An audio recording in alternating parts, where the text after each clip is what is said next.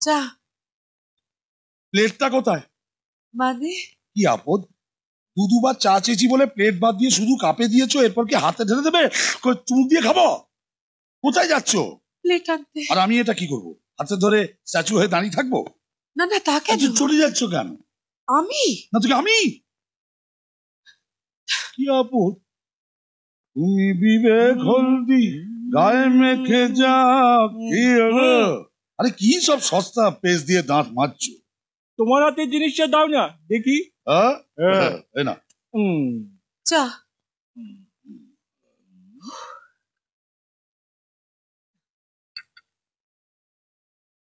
এভাবে দেখছো কেন? এবারে তো কাপ প্লেট দুটোই দিলাম। আরে শুধু কাপ প্লেট আর চা দিলেই হবে? চাটা গরম কিনা সেটা দেখতে হবে না? দাও, গরম করে আনছি। একটু বুদ্ধি খাটিয়ে কাজ করো। ওই অবধ। খুব ভালো।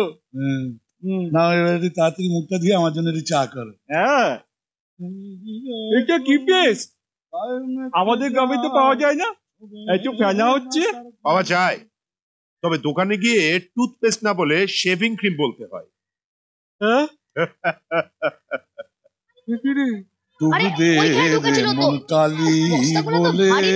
কি হচ্ছে রে আপদ? আরে দেখো না মেশো, বলটাই বস্তার নিচে ঢুকে গেছে।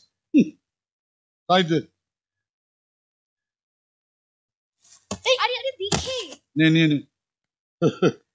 বাহ মেশো, তোমার গায়ে তো হেভি জোর।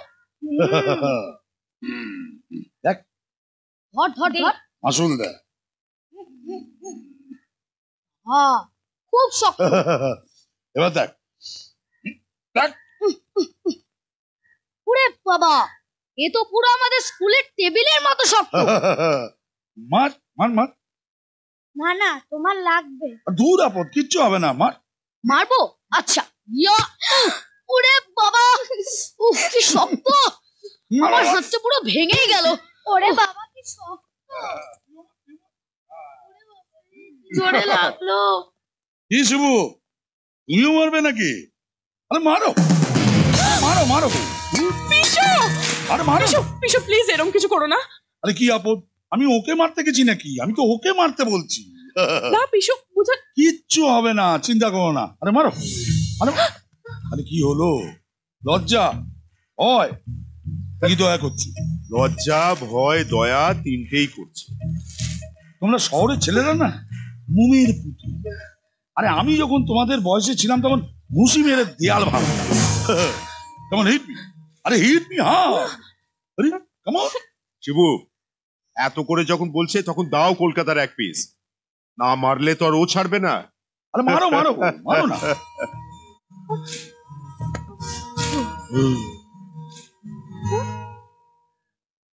দয়া দেখাবার কি আছে? আরে হিট মি। হ্যাঁ, আমার শরীরটা পাথরের মতো শক্ত। আরে হিট বুঝেছ? ওই দেখো ভয় পেয়ে চলে যাচ্ছে। কেমন হিট মি। আরে মারো না। আরে কি হলো? তুমি এসব কুসংস্কারে বিশ্বাস করো নাই? আরে দূর আপদ, হাসলো তো কি হলো? কেমন হিট মি, চলো কেমন কেমন।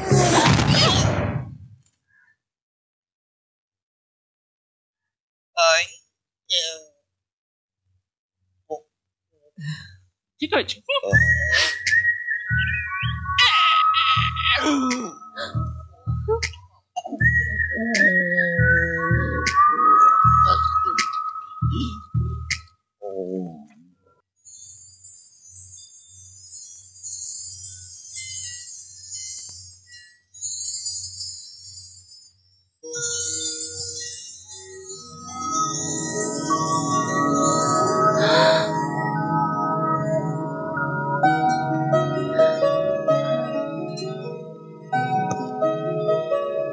আমি বন্ধ করছি।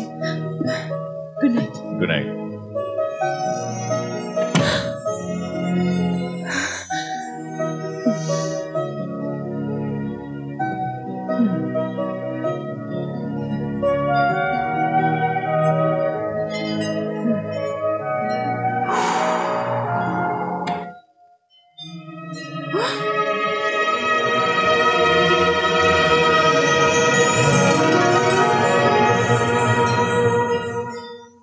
আমি বন্ধ করছি। মনে হয় স্ক্রু ঢিলা। কার? কার আবার? দরজার। Good night. Good night.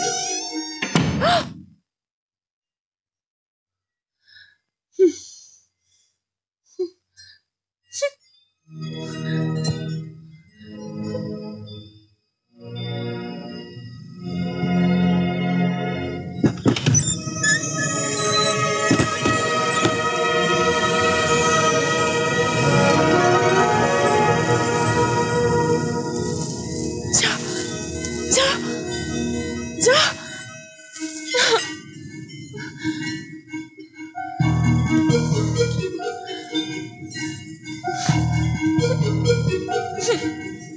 কি লোক রে বাবা, শুয়ে পড়েছে নাকি? দরজাটা আমাকেই খুলতে হবে।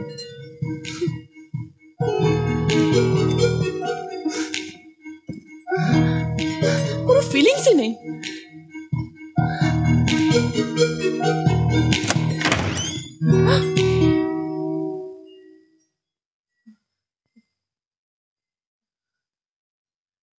আসলে ভেতরে কিছু পড়ার শব্দ পেলাম, তাই দেখছিলাম।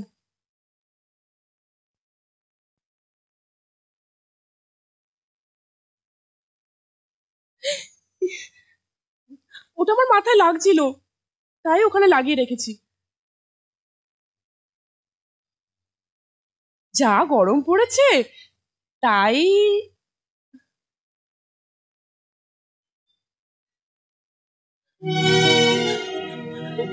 তোমার কি মনে হয় আমি ইচ্ছে করে জানলাটা খুলে রেখেছি যাতে হাওয়া এসে দরজাটা খুলে যাক? আমি তো সেটা বলিনি। তোমাকে বলতেও হবে না, তোমার মুখ থেকেই বোঝা যাচ্ছে। এমন করে তাকিয়ে আছো যেন আমি চোর। সত্যি কথা বলতে আমি এইভাবেই তাকাই। মোটেই না। আমার বান্ধবীদের দিকে তাকানোর সময় তোমার চোখ তো ওরকম থাকে না। আমি কারোর দিকে ওইভাবে তাকাই না, বরং তুমি হিরোইনদের মতন হাবভাব করো। ঠিক আছে ঠিক আছে, মাথা ঠুকতে হবে না, আমি দরজাটা বন্ধ করে দিচ্ছি। চেয়ার দিয়ে কি হবে? দরজায় ঠেকনা দেব। এখানকার সব স্ক্রু ঢিলে তো। কি? তোমার নয়, দরজার। চেয়ার রাখার কি দরকার? পেরেক দিয়ে একেবারে দরজাটা বন্ধ করে দাও, তাহলে আর খুলবে না। তাতেও যদি না হয় দাদুকে বলো দরজা সরিয়ে দেয়াল তুলে দিতে, তাহলে আর তোমাকে কষ্ট করতে হবে না। আমি এতক্ষণ ধরে কেঁদে যাচ্ছি, একবার আমাকে থামাতে হলো না। অ্যাকচুয়ালি পূজা, থাক, আমি জানি তুমি সুন্দর, লম্বা, ফর্সা, ইংলিশ বলতে পারো। যে কোনো মেয়ে তোমার প্রেমে পড়বে, কিন্তু আমার দিকে কেউ তাকায় না। কে বললো? সবার কথা ছাড়ো, তুমি কোনোদিনও তাকিয়ে দেখেছো? এসব কি বলছো কি পূজা? তুমি কখনো দেখেছো আমি কি জামা পরি, কোন জামায় আমার ভালো লাগে? হ্যাঁ দেখেছি। মিথ্যে কথা। আচ্ছা, তুমি বলতে পারবে আমি এখন কি রঙের স্কার্ট পরে আছি? একদম দেখে বলবে না। কেন এসব কথা বলছো পূজা? আর কে বলেছে তুমি সুন্দর নও? তুমি তুমি বলেছো।